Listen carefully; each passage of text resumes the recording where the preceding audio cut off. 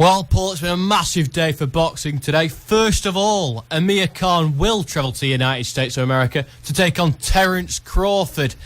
And for those who don't know Terence, he's a pound-for-pound superstar. Really is one of the greatest fighters on the planet. There's two options you can look at here, Paul. Should Amir be commended for travelling, for taking on one of the greats, or will he do anything to avoid special Kell Brook? Well, I think it's a bit of both there, James. The Kell Brook fight's going to be, I think, in my opinion, it's going to be one of the fights that gets away. I don't think we'll see that fight. It's the fight the British public want to see.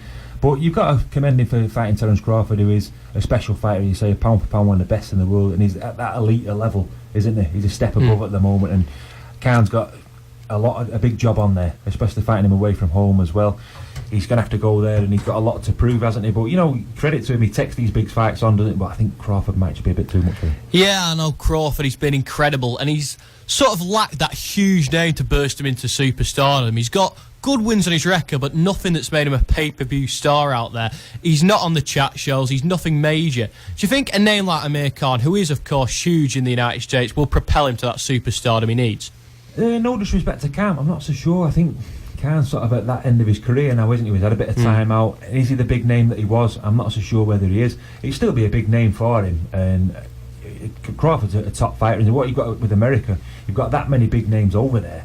It's hard to become that sort of superstar, isn't it? You've got Canelo, you've got Mayweather as well. They're at real top of the game, aren't they? But no, I think Crawford's a really good fighter, and I think it's going to be an excellent fight. But I can only see one winner in this one. Yeah, if you're Kell Brook right now and you're looking at this, I mean, almost your whole career's been based around chasing Amir Khan. That's all he's focused on. Where do you go from here? What do you think's going through his mind right now? It must be frustrating for Kell, because if you look at his last fight, he looked jaded, he looked slow. You know, the kid that he fought was a level below him, but he was a trier, but he was a level below Kell.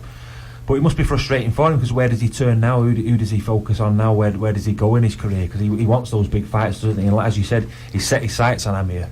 And for him to get swerved again, it's going to be a waiting game for him now, I suppose. And can that fight get done by the end of the year? I think they're both promoted by Eddie Hearn now, where you think it'd be easier to get the fight made. They've both got the same promoter, so there's no sort of getting round the table with the Sauerlands or whoever. You've got Eddie Hearn promoting both of them. So, you know, are we going to see it by the end of the year? I'm not so sure. But if it doesn't happen this year, in 2019, I don't think it'll ever happen.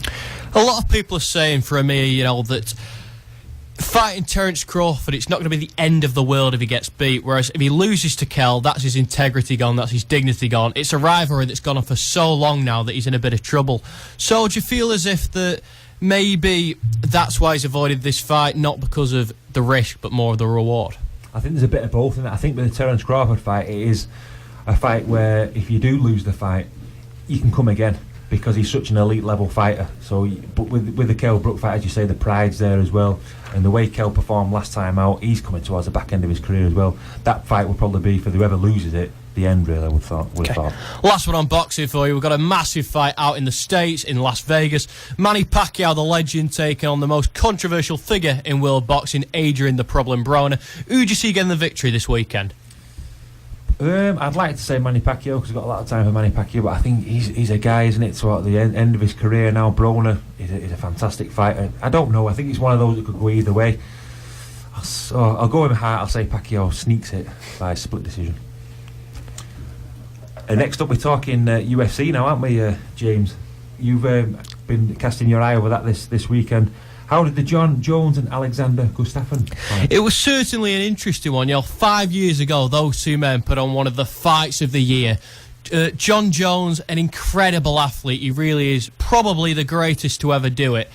For criticisms of him, you know, he's failed 4 drugs tests. Not 1, not 2. There's no controversy here. 4. There's no way of getting around it. He's a cheat, but for somebody who does go against the rules so often, you can't deny he's incredibly talented. Nobody's been really close to stopping him.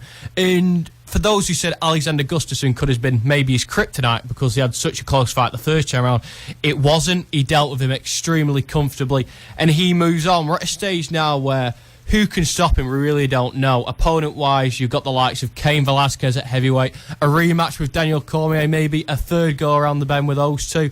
It's really interesting. We're not entirely sure exactly what John Jones has got to do next, but I think he's the greatest of all time, and whoever steps in the octagon with him could end up losing. And the Chris Cyborg against Amanda Nunes fight? Yeah, an absolute cracker. A lot of people look down on women's mixed martial arts, but I'm here to tell you that that was one of the greatest fights I've seen.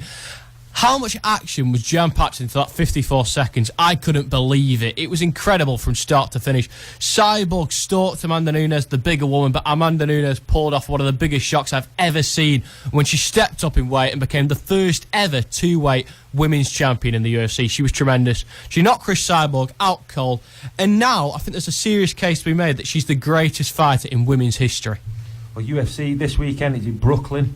We've got Henry Cejudo against TJ Dillashaw. How do you see that one going? Yeah, an absolute cracker. TJ Dillashaw's excellent. He's got incredible footwork. He's looked mesmerising since he joined up with Dean Ludwig as his new coach. As for Henry Cejudo, he provided one of the shocks of this year, really, when he beat Demetrius Johnson. Incredible. I think it was about a 5-1 underdog in that fight. He out-grappled the champion, and he became the flyweight champion of the world. Usually when we're talking about these big champion versus champion fights, it's usually the champion going up in weight. This time, TJ Dillashaw is coming down, so it's going to be interesting to see if he can make the weight. I think it's going to be a cracker, and if he is a little bit drawn, when the going gets tough, when Cejudo starts working, I think he could maybe grind out a decision. Also on that same bill in Brooklyn, we've got Greg Hardy against Alan Crowder. Yeah. It's caused a lot of negative press, this really. Greg Hardy, a man who has been convicted of domestic violence charges, so a lot of the UFC fans have been debating boycotting this card because they're just not happy with what he's done.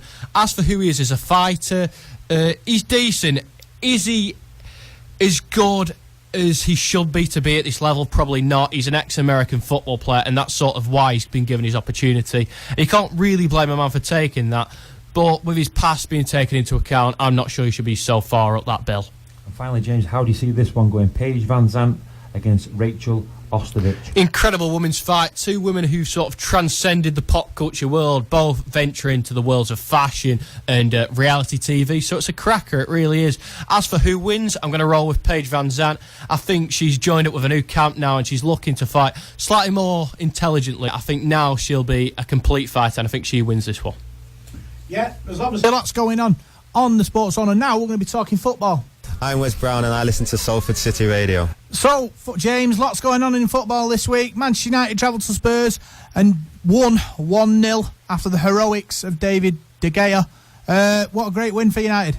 Yeah, it was. I think we said last week that Manchester United needed that big win. It's all well and good doing jobs over the likes of Huddersfield and Cardiff, but Tottenham were the first real test for Ole Gunnar Solskjaer, and we passed with flying colours. I thought United were excellent, and we got the 1-0 victory. Yeah, Paul Pogba again producing some magical play with an assist for the Rashford goal. You know, shows how much he's improved since Jose Mourinho left. Yeah, obviously he didn't get along with the special one, to say the least. Now, under Ole Gunnar Solskjaer, a lad who lets him play his free-flowing football, he's going from strength to strength, and he's been excellent so far. Yeah, joint fifth at the moment, United, James. Do you think we've got enough in the tank to get fourth or third? I believe so. I mean, third's going to be a push. Do I think we get fourth? Yes, I do. I'm confident, and I think United are only going to get better from here. Ole Gunnar Solskjaer, the first manager ever to win his first 6 games as the boss. So I think it's really positive so far, and we should keep producing these great performances. Yeah, talking about Manchester City, Paul, they beat Wolves 3-0. A double from Jesus keeps Guardiola's men in touch with Liverpool. He certainly does, on the Manchester City side, who can't stop scoring at the moment. Rob, 9 goals against Burton and then the 3 goals against Wolves. That leaves them 4 points behind Liverpool in the Premier League table. And as Pep Guardiola said in the headlines before the sport, they're not thinking about Liverpool. They've just got to concentrate on themselves and just keep winning matches, Rob. But they're certainly entertaining at the moment. Yeah, certainly, James. You want, the Premier League title race to be competitive, and Liverpool unfortunately have that gap now. You're hoping that Liverpool drop a few points in the next couple of weeks. I'm not hoping, I'm praying that Liverpool drop a few points. Look, it would be horrendous for the whole country if Liverpool won the Premier League. It would be utterly awful for all of us. I don't think any of us will be watching football ever again.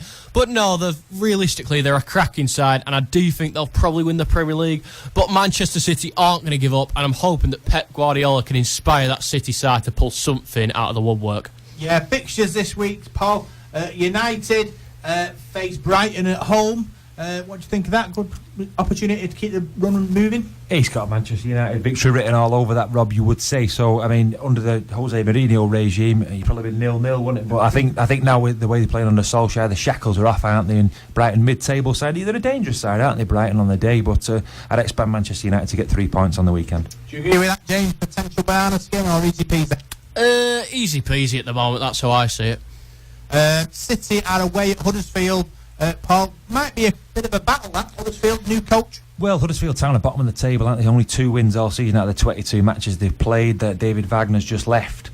You normally get a bounce back when a manager leaves. I don't think anybody's actually come in yet for the Terriers, so it could be, knowing the Manchester City of old, they've been the fall guys over the years, but this sort of Pep Guardiola well-oiled machine, I'd expect them to go there and win 2 or 3-0. Huddersfield had kind of dominant home form last season, James. This new coach coming in, do you think it's going to make a difference? It could well do, as we've just seen with Ole Gunnar Solskjaer, the impact he had. New coaches, the players always want to play for them. They always want to impress. They want to get in that first team week in, week out. So therefore, obviously, I think there'll be a few good weeks for Huddersfield. Yeah, obviously looking a bit more local. Salford City FC beat Dagenham and Redbridge 2-0 in the Borders Trophy, 3rd round. Hopefully they'll get a good run there, James. Yeah, I see them doing just that. I mean, they had an incredible start this year, didn't they, Salford, in the league? A ridiculous amount of games unbeaten. And it seems like they're going for a good patch again, so I see them going on a good cut run. Yeah, Maidstone United at home in the next round. They've got Gateshead at home this week in the league, James.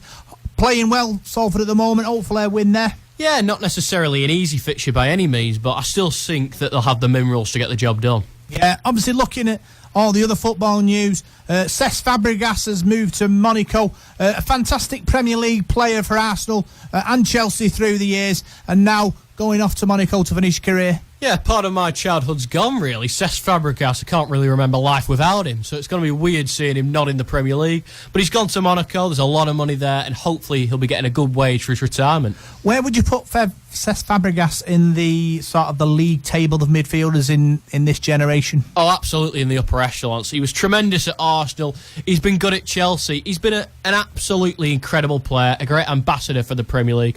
And a part of me is a bit sad that he's going, even though he didn't always play for my favourite clubs. Yeah, I think it's right there, Paul. He was a class act, orchestrating that midfield, and he's going to be missed by the English players and fans.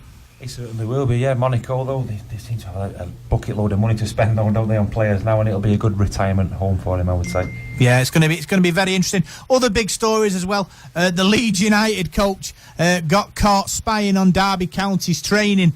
James, tell us a bit more about that. Well, it's just a budget James Bond, isn't it, really? I think it's just ridiculous. Why would you spy on Derby County? Just an absolute joke. Should it be getting the stick it's getting? Probably. It's morally wrong. You should be trying to win through normal means. Ultimately, it's a sport. That's what it is, and we shouldn't be cheating. That's my opinion, and this is cheating. It really is cheating because you've got to try and get an advantage. I'm sure there's plenty of stories about people, watching training sessions and feeding information. Is it really cheating? Well, things get leaked here and there, don't they, in sports, and it's wrong and it shouldn't happen. Ultimately, this is a regular occurrence. Obviously, people don't get caught out quite as much as this guy. I believe he was stood outside with binoculars looking in ridiculous. I don't know what he was playing at, but no, I think at the end of the day, we should be looking down on this, and hopefully there'll be less of it in the future. I suppose, Paul, we want sport to be honest, and we just think it was the blasé way of him talking about, well, I do it every week. What's the matter? What's the problem? I think that's upset more people. Typical Leeds, Rob. They don't get the name Dirty Leeds for the way they used to play years ago. But it seemed a strange story for me. I mean, how's he got in there in the first place? They're not got a security guard at Derby. Yeah, I know it's really strange. Like I say, it's Brian Clough wouldn't have stood. Even though he wouldn't. This is 94.4 FM. Salford City Radio. I'm Wes Brown and I listen to Salford City Radio.